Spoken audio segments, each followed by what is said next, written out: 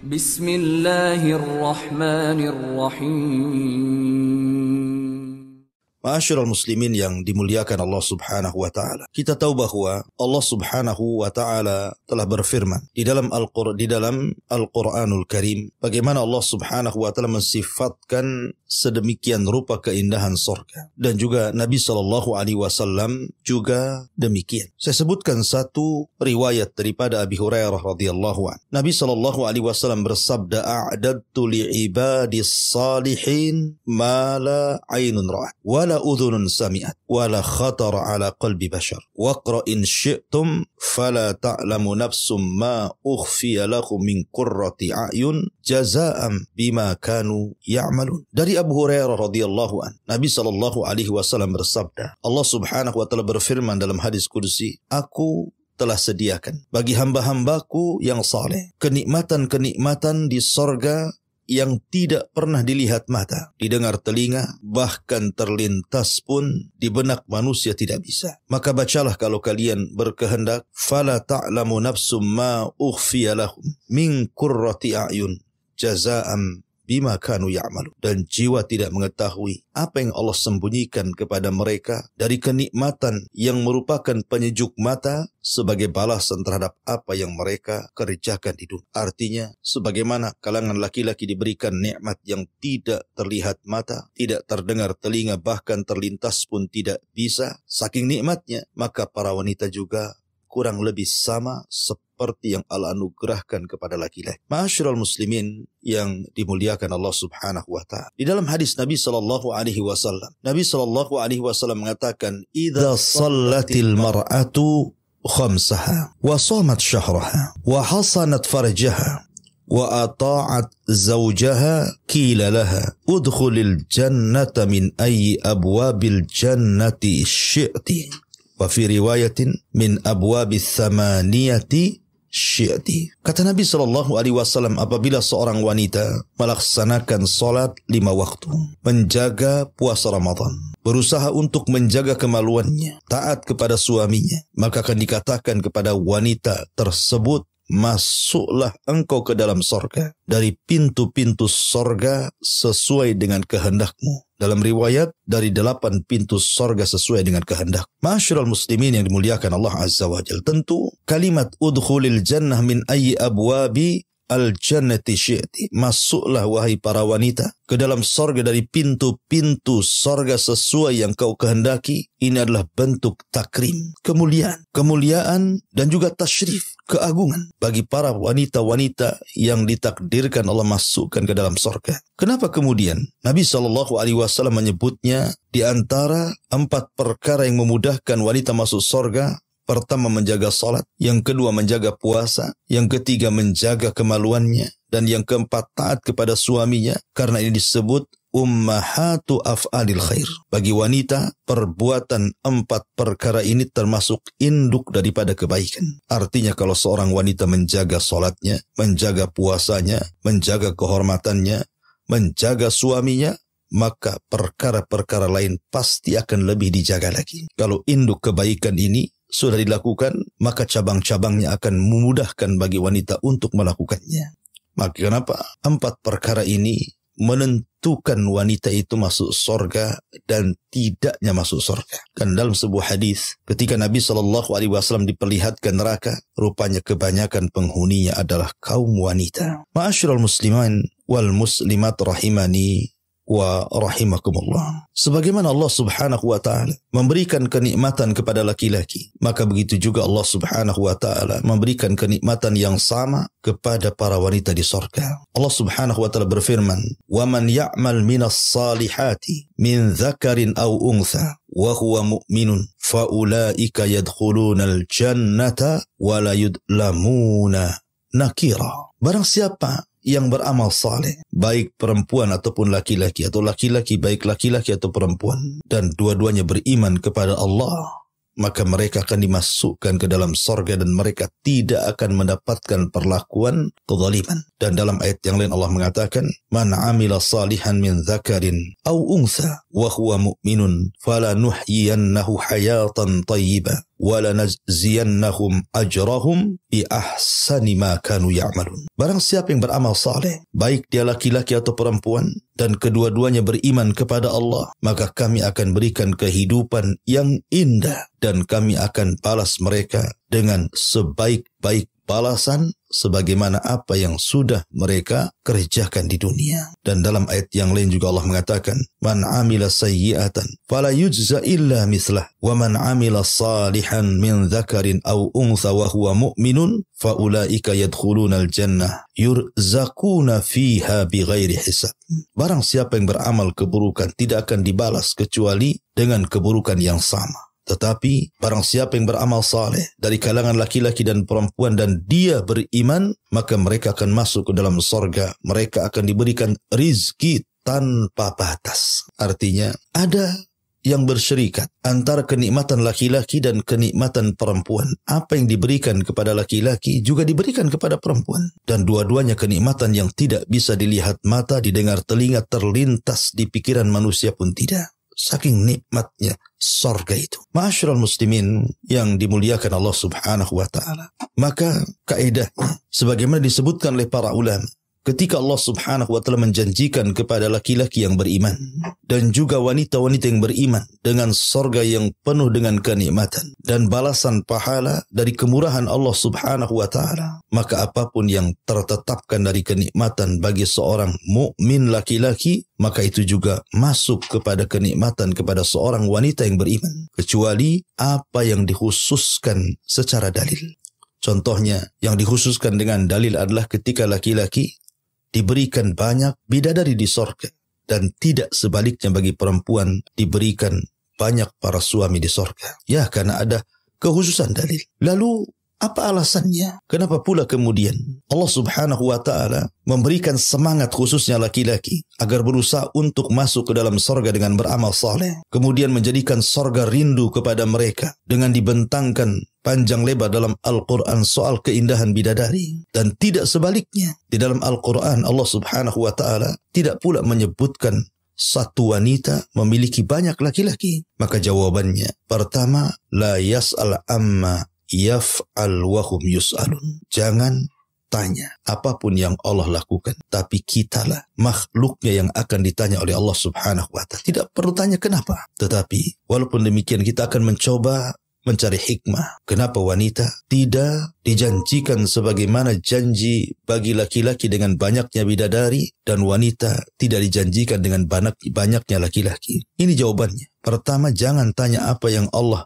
perbuat, tapi mereka lah yang akan ditanya Allah Azza wa Jalla. Yang kedua, karena tabiat manusia atau tabiat khususnya para wanita. Sebagaimana maklum, para wanita ini memiliki sifat yang berbeda dengan laki-laki di dunia, di mana rasa malu mereka jauh lebih besar dibandingkan laki-laki. Maka Allah subhanahu wa ta'ala tidak menyebutkan kenikmatan-kenikmatan bagi wanita, tetapi disembunyikan sesuai dengan perasaan malu yang selalu disembunyikan oleh para wanita. Cukuplah firman Allah subhanahu wa ta'ala, fala ta'lamu nafsum ma ukhfiya lahum min qurrati a'yun jazaa'an bima kanu ya'malun. Jiwa tidak tahu apa yang Allah sembunyikan kepada mereka dari kenikmatan yang bisa menyejukkan mata terhadap apa yang mereka telah kerjakan, terhadap apa yang mereka telah mengerjakan amal soleh di dunia. Kemudian yang ketiga, karena tabiat laki-laki di dunia, mereka hanya mencintai dan suka dengan wanita. Tabiat laki-laki, kesukaan kepada perempuan itu jauh dibandingkan seorang wanita suka dengan laki-laki. Di mana kesukaan laki-laki kepada perempuan itu jauh lebih besar dibandingkan kesukaan-kesukaan yang lainnya. Tapi perempuan tidak semua. Makanya banyak perempuan itu apabila sudah merasa cukup, sudah berusia, mereka tidak mau bersuami, mereka tidak mau menikah. Karena kenikmatan wanita itu bersyirikat antara laki-laki, artinya dia suka laki-laki, di satu waktu juga dia suka dengan perhiasan, di satu waktu juga suka dengan kendaraan, di satu waktu juga suka dengan perabotan, dan begitu seterusnya. Sehingga Allah hanya menyebutkan bagi laki-laki kenikmatan dan tidak menyebutkan bagi perempuan di dalam Al-Quranul Karim. Kemudian juga sebagian ulama mengatakan, seorang suami pikirannya fokus kepada seorang perempuan. Suami akan mencari istrinya. Dan kecemburuan suami kepada perempuan itu, kalau dia orang berakal, maka akan kuat. Sehingga karena kecemburuan itu lahir karena kesukaan seorang laki-laki hanya kepada perempuan dibandingkan nikmat yang lain. Makanya kenapa Allah lebih banyak menceritakan bidadari bagi laki-laki dan tidak sebaliknya. Ma'asyiral muslimin wal muslimat rahimani wa rahimakumullah. Akan tetapi walaupun demikian, banyak nikmat yang Allah subhanahu wa ta'ala akan anugerahkan kepada para wanita di surga. Nikmat apa saja yang akan Allah subhanahu wa ta'ala anugerahkan kepada para wanita di surga?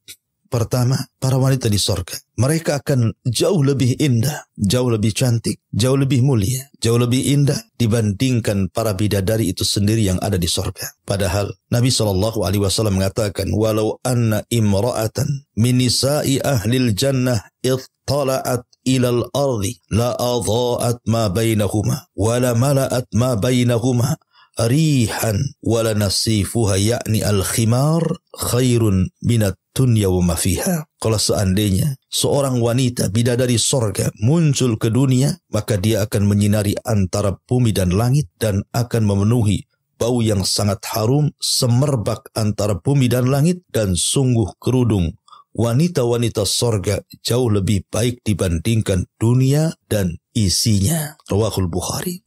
Artinya bahwa wanita-wanita sorga yang dulunya hidup di dunia karena keletihannya, kelelahannya dia beramal saleh, akhirnya sebagai balasannya Allah masukkan ke dalam sorga, maka mereka akan diberikan kecantikan, keindahan, kemuliaan jauh dibandingkan wanita-wanita bidadari yang Allah ciptakan di dalam sorga untuk melayani kenikmatan laki-laki. Perhatikan beberapa riwayat. Nabi SAW sampai mengatakan, kabiduha mir'atuhu wa kabiduhu mir'atuha. Hati sang bidadari merupakan cermin bagi sang laki-laki, dan hati sang laki-laki juga menjadi cermin bagi sang bidadari tersebut. Bahkan riwayat yang dikeluarkan Imam Bukhari dan Muslim, yura mukhu saqiha min warai lahmiha minal husni. Bidadari itu terlihat sumsum tulang betisnya di belakang dagingnya karena indahnya. Artinya wanita-wanita yang masuk ke dalam surga, maka mereka dibentuk oleh Allah subhanahu wa ta'ala sedemikian rupa dan memiliki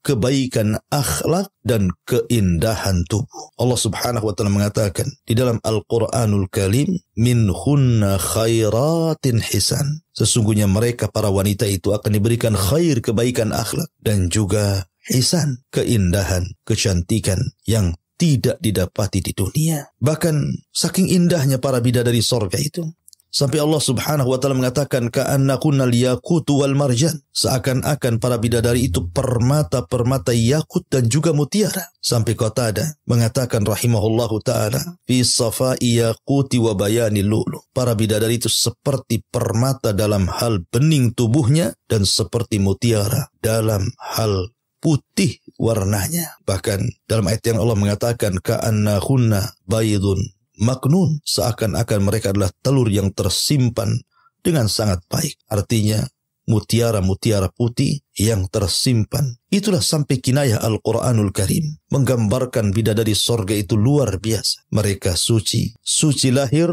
suci batin. Mereka tidak haid, dan itu nikmat bagi perempuan. Mereka tidak nifas, dan ini nikmat bagi perempuan. Mereka tidak meludah, mereka tidak mengeluarkan ingus, mereka tidak mengeluarkan bau-bau busuk, dan ucapannya indah, akhlaknya baik, hatinya tidak ada kedengkian, tidak ada dendam, tidak ada hasad, tidak ada permusuhan sesama mereka. Wa naza'na ma fi sudurihim min ghilin ikhwana. Kami cabut rasa dengki dan seluruh penyakit hati bagi penduduk surga. Ma'asyiral muslimin wal muslimat rahimani wa rahimakumullah. Jadi ketika Allah subhanahu wa ta'ala dan hadis-hadis Rasul menggambarkan bagaimana keindahan, kesucian wanita-wanita bidadari surga, baik dari bersihnya badan mereka, indahnya dan cantiknya paras mereka, kemudian juga anggunnya akhlak mereka, itu tercampur menjadi satu, dan itu tidak Anda dapati di dunia. Secantik apapun wanita di dunia, pasti ada kekurangannya, pasti ada cacatnya, pasti akan mengalami haid, pasti akan mengalami nifas, pasti akan mengalami bau,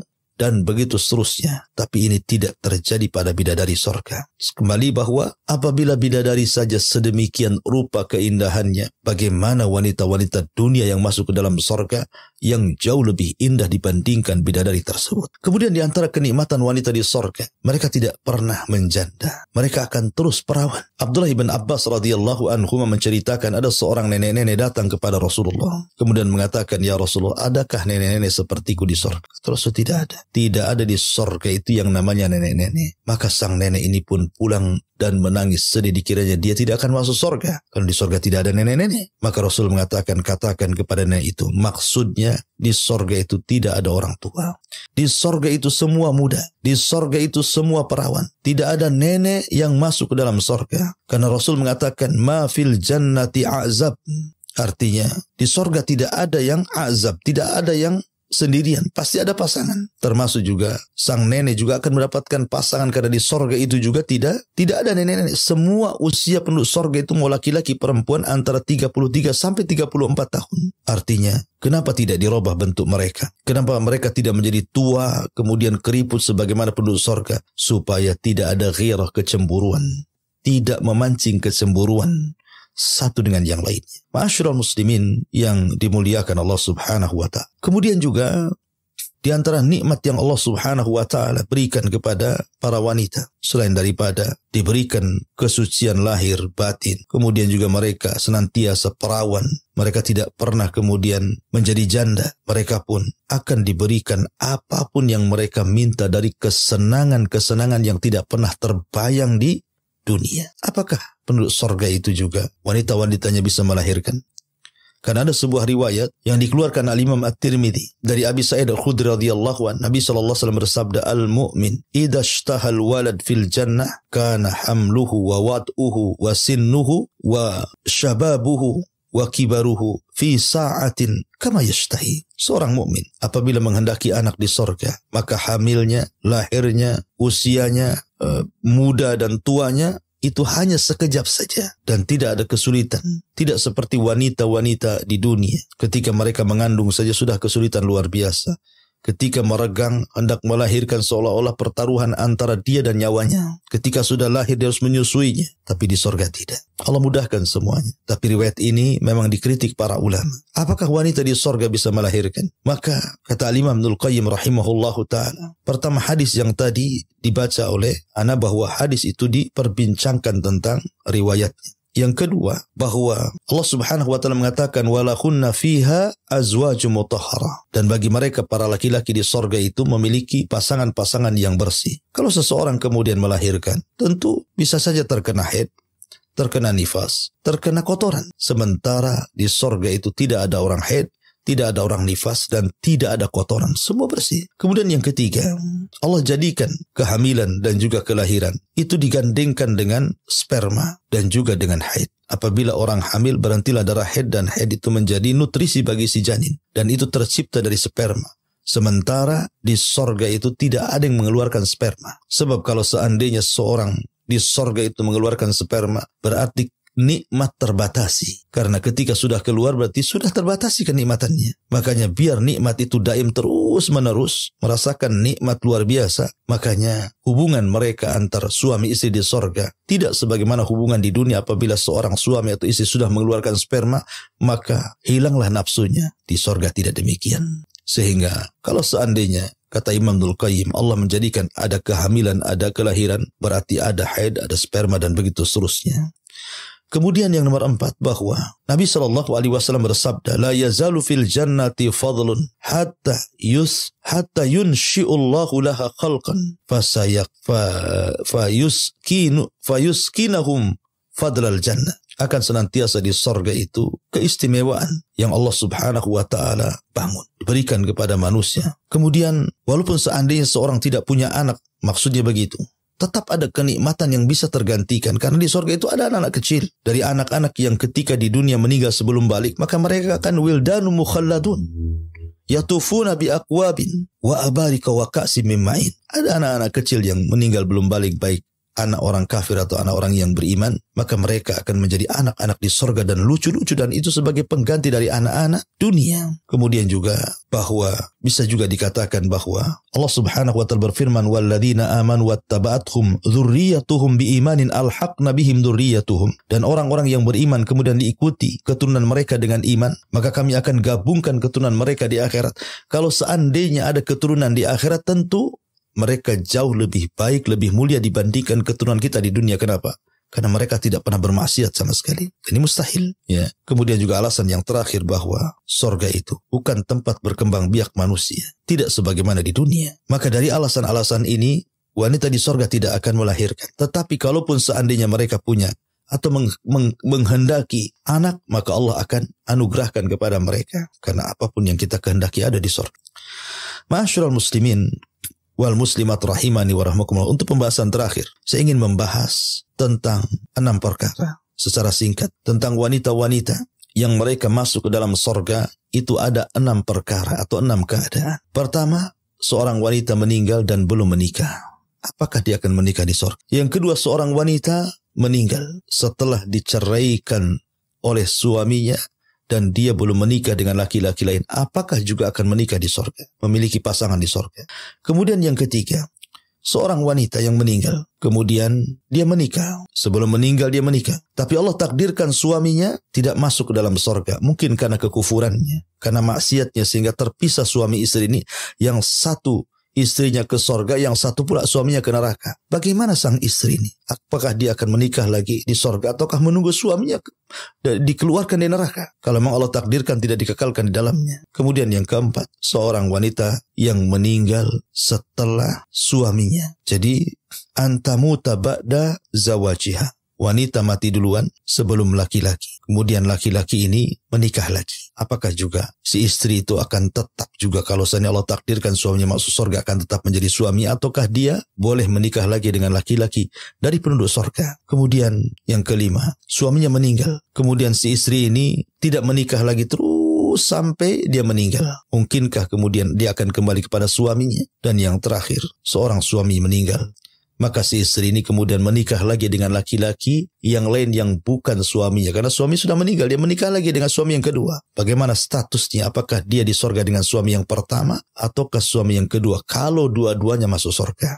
Inilah yang harus kita jawab secara singkat karena juga waktu. Yang pertama, adapun wanita yang meninggal tetapi belum menikah, maka Allah akan nikahkan dia di sorga dengan laki-laki dari ahli dunia yang masuk ke dalam sorga. Karena di sorga itu tidak ada azab, tidak ada orang hidup sendirian, harus berpasang-pasangan. Kemudian yang kedua, begitu juga sama. Seorang wanita yang meninggal setelah diceraikan, kemudian dia tidak menikah lagi sampai dia meninggal, tetap dia pun akan dinikahkan oleh Allah dengan laki-laki penduduk dunia yang masuk ke dalam sorga sesuai dengan seleranya dan kenikmatannya. Kemudian yang ketiga, bahwa yang harus seorang wanita yang menikah, kemudian suaminya berpisah, tidak masuk ke dalam sorga, malah pula masuk ke neraka. Maka kata para ulama, perempuan yang seperti ini, kalau seandainya laki-lakinya itu termasuk penduduk sorga, artinya masuk neraka itu hanya karena hukuman dan azab karena kemaksiatan di dunia, maka dia akan tetap kembali kepada suaminya kalau dia belum bercerai. Tapi kalau seandainya si suaminya kufur dan dikekalkan di neraka, maka tentunya dia akan dinikahkan dengan laki-laki penduduk dunia yang masuk ke dalam surga. Kemudian yang nomor 4, bagaimana kalau seandainya wanita itu meninggal setelah suaminya? Maka dijelaskan, ammal mar'atu lati matat ba'da zawajiha fahiya fil jannah li zawjiha alladhi matat anhu. Maka wanita tersebut akan tetap bersama suaminya walaupun dia meninggal duluan. Kalaupun suaminya kemudian masuk ke dalam surga, tetap akan kembali kepada suaminya. Kemudian yang nomor 5, kalau seandainya suaminya meninggal duluan, kemudian wanita ini tidak menikah terus sampai meninggal, maka ini pun sama akan, kalau dua-duanya masuk ke dalam surga, maka Allah akan gabungkan kembali menjadi suami istri di surga. Yang terakhir, kalaupun seandainya seorang wanita ditinggal meninggal suaminya kemudian menikah lagi, maka sebagian para ulama mengatakan dia disuruh memilih antara suami yang pertama dan suami yang kedua. Ada juga yang berpendapat maka dia akan bersama suami yang terakhir yang dinikahinya. Wallahu alam, intinya bahwa wanita masuk surga akan sama mendapatkan kenikmatan yang Allah anugerahkan juga kepada laki-laki, pun sama Allah anugerahkan kepada para wanita. Mudah-mudahan kita semua termasuk ahlil jannah.